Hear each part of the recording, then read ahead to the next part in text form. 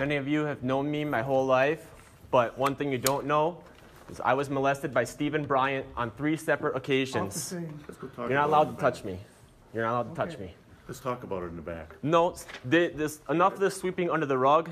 I was molested by a guy who was a predator amongst our midst. It could have been Ryan. It could have been just Seam, and they would have done nothing about it until there was a second witness without the 2-witness rule. Let's go. Let's talk about it in the back. This is a serious thing. If you think this is Jehovah's love, you need to ask yourself if something like this would allow it to be happen in his presence. And you guys have known me. Bob was the only guy who treated me like a human tonight, saying hi to me. Still seeing the humanity that I'm a person. Let's get into our first of our meeting. We'll have our video. Brother Dilka, would you like to come up? And it's called Never Be a Cause for Something. Hey, Dave, I see your Missy's outside. Can we just go downstairs just for a You second? heard quite a Sure. bit about stumbling earlier in the meeting, so now we're going to watch this video with Never Be a Cause for Stumbling. Let's see if the door is open.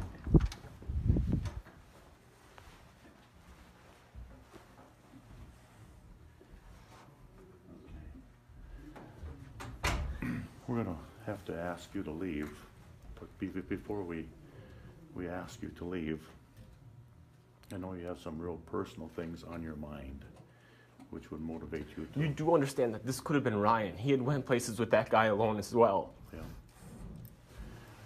I hate that it could still be going on. And no one's doing anything about it. I would have to hunt him down by myself to get one iota of justice. How is that God's love? I can't tell you anything more, but matters. I'm just not going to say anything more on that subject. Personal feeling does go to you on that subject because it cuts deep. It hurts. But just separating that from going onto the platform tonight, that's 2 completely different things, and that cannot be allowed. No one would listen to me, and you know that. They're all told to shun me. I'm as a dead person to them. Mm-hmm. But that's the information they should know. And I just felt like, speak up while you have their attention. And it's up to them, though, Dave, if they want that information or not. It's not up to you to put it out there. Yeah. It's up to them whether or not they want that information, but it's really not, because they probably turned it off as soon as, the programming is, most of them are terrified, probably don't know what to think when they hear something like that or speaks against the organization at all. So they're not going to ever look on their computers. We're told to stay off of websites that highlight this type of stuff. They're, I think, good-meaning people, a lot of them, but this is happening in their midst, and they have the right to know. If you had a small, kid and... Have you pursued it with the authorities, or? Yeah. Steve? I don't know what to tell you about that. I've called, and they're going to ask an investigator, because one of the incidents was here in Wadena, so he hasn't gotten back to me yet. The first one was in New York, and the other one was in Rochester, but it's like he's a ghost. He just bounces around. Right. He never stays in one place long enough.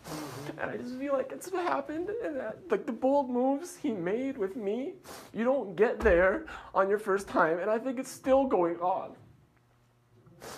And I just hate it. I hate that my silence helped it. Mm-hmm. And even people who were once close to him don't know where he is. I don't know if Ryan is still in contact with him or not, but... It's like he just tumbleweeds congregation to congregation, and you could never track him down. He's all over the country, all over the world. I would check with Ryan. And because as you said, I'm a father. He is my son. And that's a serious matter. And I will follow up on that just for your own... Well, for you as well. This goes beyond doctrine or beliefs, and I'm different in everything I believe right now. This is an issue that, like the 2-witness rule, I do feel is a policy that just needs to be done away with. Yeah. These are types of things that isn't done in front of another person, you know? And so it's like you have to wait for a second victim is so backwards, you know? I would do some personal investigating on this, since after you make a statement like that from the platform, you know, I have to. I hope so. And I want to. But I want to directly sever that from this topic that we're going to discuss right now.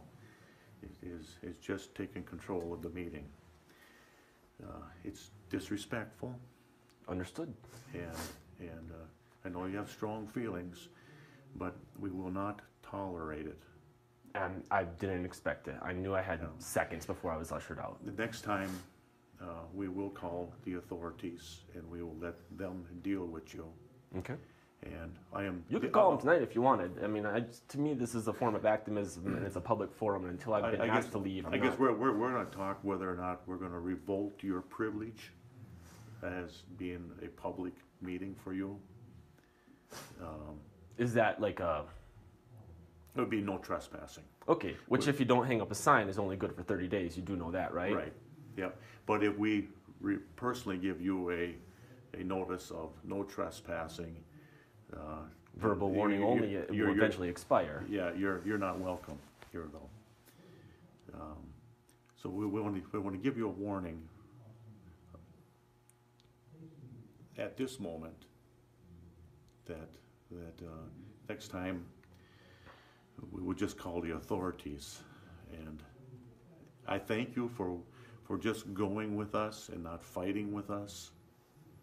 We appreciate you operating, I guess I did not think that you would, out of respect for who we are and out of our respect for you, I did not want to get into a confrontation with you. And for as far as you three gentlemen are concerned, and even some of the others up there, I just feel like I know that personal respect goes a long way as individuals, but just this organization, it's got complete control of our lives, and I don't have any respect for it, and it's had control of me for 30-some years. It was time that I, even if it was disrespectful, took some control back, and it feels like even the wrongs that had been done to me and the way you're... So on your next visit here, let me ask you this. If you were to come here to a meeting again, would it be to learn? 1, 2, would it be to work back into Jehovah's organization in a positive way? Or would it be 3, to disrupt the meeting? If you were to come again, would it be 1, to disrupt the meeting? 2, to learn?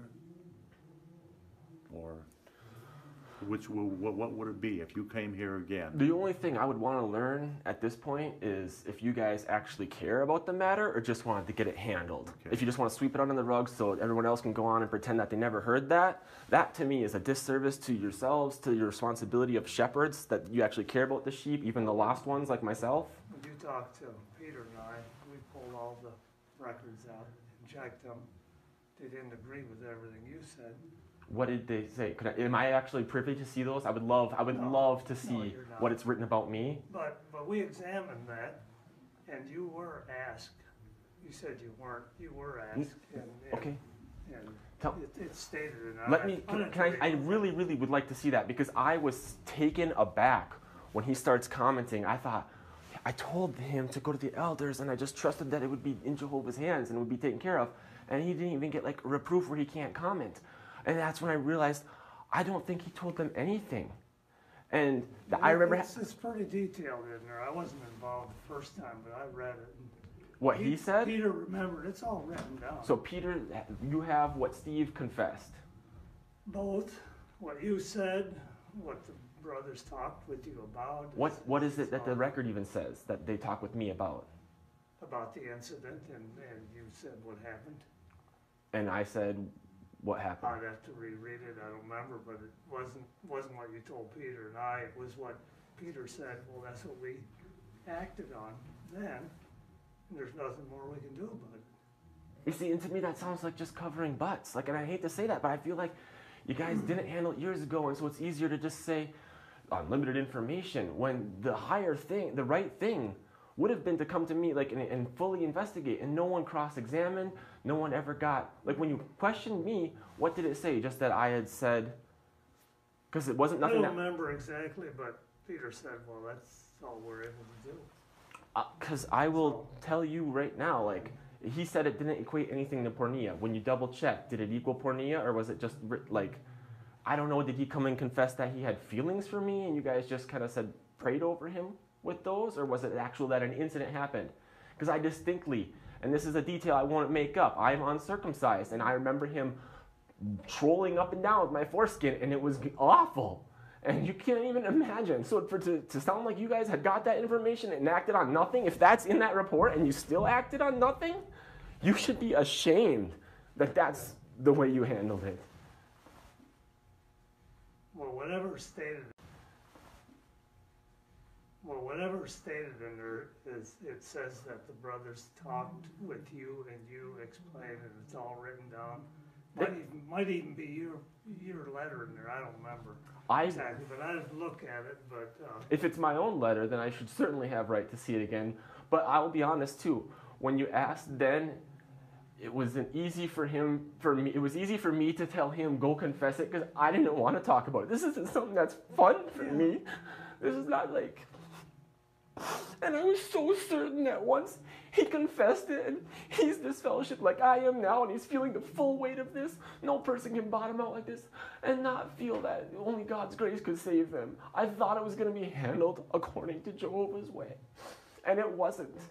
It was just pushed aside. Like, so maybe when you asked me, I don't remember exactly what I said, but I remember being starkly taken aback when he was commenting, and I was probably not as strong as I am now to take my own voice and use it, or maybe I just said, yeah, something happened, but I was hoping he had filled in more. If I wasn't as detailed as I should have been then, I regret that, because I just wasn't strong enough, and it's not something that's easy to say. right, yeah, difficult to talk about, to admit to even that it even happened, even say anything, especially at that age. I'm going to talk with Larry and Pete, and a little bit later here, likewise, Jerry. But we're going to have you leave now. Again, it's two different subjects, and I want to make clear that I want to know from you. Next time you show up at our meeting, are you coming here to disrupt the meeting, or are you coming here to listen and learn? Answer me forthright.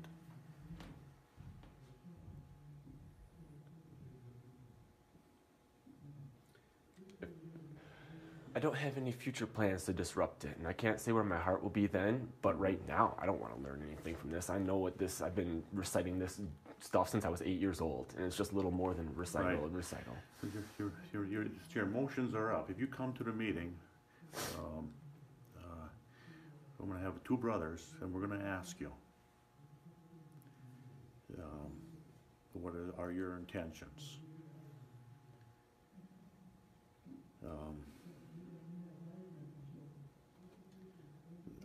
I'm debating right now whether or not I'd like to ask you to put a no trespassing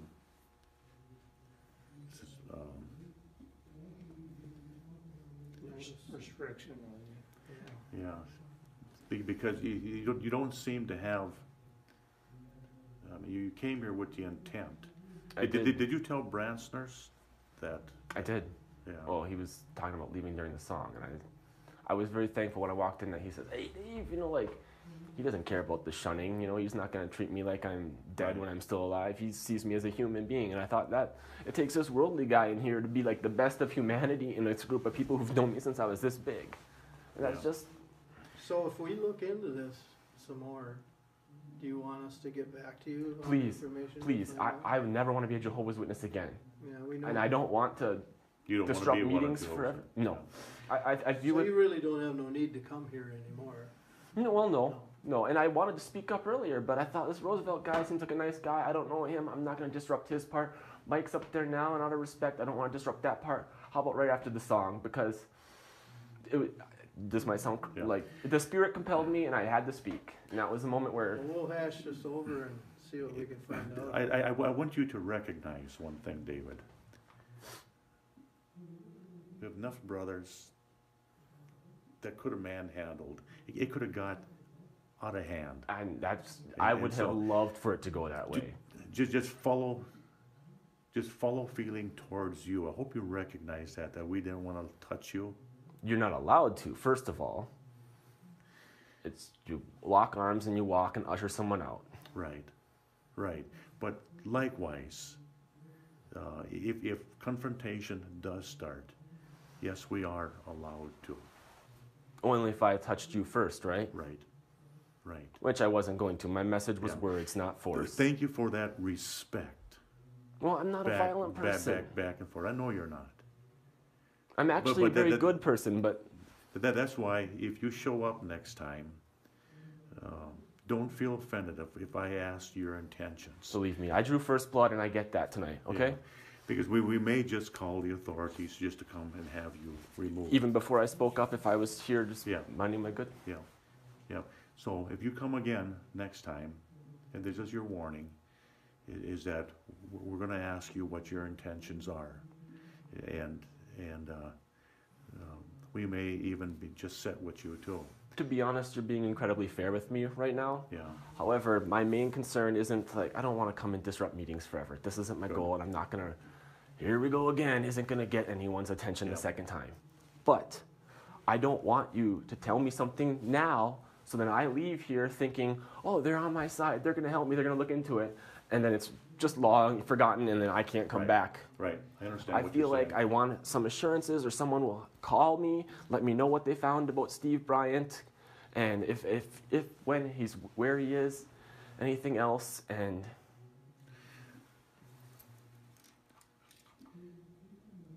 two, whatever's in that file, I would like it reviewed again. Like if it's got my words. We will Yeah. review it again. Yeah, it is. If you have to dedact certain like information, maybe I get that, but I really like I said, I maybe was too weak then to say the full detail, speak up of what. It may be was your there, but- responsibility to go to authorities if you feel that you have been sexually molested. Actually, the branch gives us very specific direction, because there's a lot of legal matters, there's a lot involved, and they really are concerned about any kind of molestation. And so we got quite a bit of information on what to do, and legal department wants to be contacted, so we'll The review legal that department with- wants to be contacted for, and I've actually all this is in the Shepherding the Flock book, which is online, and it says, do not tell a victim not to go to the police. When instead it should actually say, encourage, like that should this. I know that involving the police right away brings reproach and a lot of attention on God's name and all of that, but the organization should come second to like an instinct. You would want to err on the side of caution and protect the victim more than protect the guy who maybe won't ever have a second witness. Or what if it's not a witness child? Yeah. What if the next one never knows who an elder is to come to? You know, it could be anyone in the community. You know Larry, Jerry, and myself.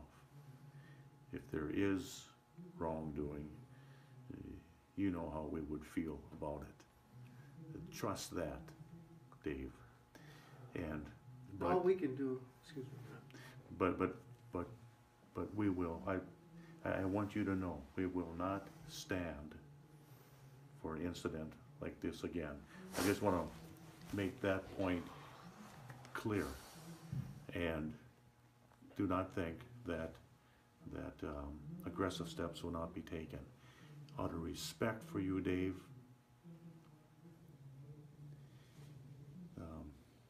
let's just end it right here, okay? I agree. Is there someone I can call just intermittently as like a, I don't want it to be completely lost and forgotten, where I could say like if I don't hear something in 2 weeks maybe, or just what's the progress status report? Said Larry is familiar. Him and Pete went through this here, and that would be the issue that you would be talking about. Mhm. Then, if you did call anybody, it would be Larry. N- I believe you were on the committee. the judicial committee, weren't you? No, I don't think On, originally. was it a no. judicial committee with Steve? no. Or was it just like he approached some two No, elders and this it was year, council? we're talking about when you were removed. No, it was me and, was it you? For this last? Yeah. For some reason, I wanna say it was I us was three. on it and I think You and you, I know for sure. And I think Peter recused himself and Joe couldn't because of the family tie. I think it was you. Yeah. But in any scenario, the stuff to Steve Bryant happened when I was already disfellowshipped, but he lived in the apartment behind me, and I told him, Why don't you make us, To go. make contact with us with a letter, okay? if you do. And the second time it happened, you should know Ryan was actually in the room. It was in the bed next door, or we were bunking up for the convention. Me and Steve Bryant in one bed trying to save money. What city? Rochester, Minnesota. The convention of Jonah's baptism. Jonah was baptized the next day, and him and Ryan shared this bed. And I was just so thankful that, well, today is Steve Bryant and Ryan? Steve Bryant and me. And you. And that's when, the second time it happened to me. And then Jonah and Ryan were off in a separate bed, and I wanted to scream so bad. I thought if I just cause a scene, right now there's enough of us here, I could do something, but I was so powerless. And I thought for sure, like, I just thought Jonah's getting baptized tomorrow, but at least the attention will be on him, and I can just go through the day invisible. I just wanted that. I was actually gonna go out and, I actually went out and talked to Missy, because I seen the lights on in the car. And then her wife was in the car. I was gonna actually go out there and invite her in. And I felt pretty positive about that you were here, and I'm really sad about what has happened tonight. And I'm sad about it too. I really wish it didn't have to come to this, and you guys, I know you're not going to, but I can't leave without feeling like it's the right thing to say is, if you ever, like, do some research on the history.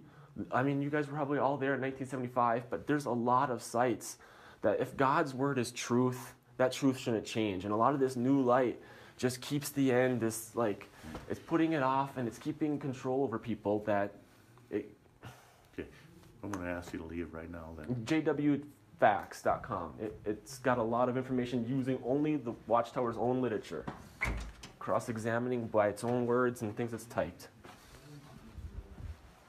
Jesus, now 12 years old, is looking forward with special interest to the festival and the opportunity to be near the temple again. Jesus.